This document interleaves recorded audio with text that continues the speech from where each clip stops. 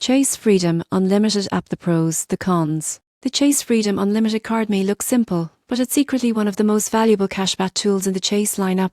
Let's explore the pros and cons. Starting with the pros. You earn 5% on travel through Chase Ultimate Rewards, 3% on dining and drugstores, and 5% on everything else. No limits, no rotating categories, just easy, consistent rewards. There's no annual fee, and new users often get a generous intro bonus. The Chase app makes redeeming points easy, whether for cash back, statement credits, or travel bookings. Here's where it gets interesting.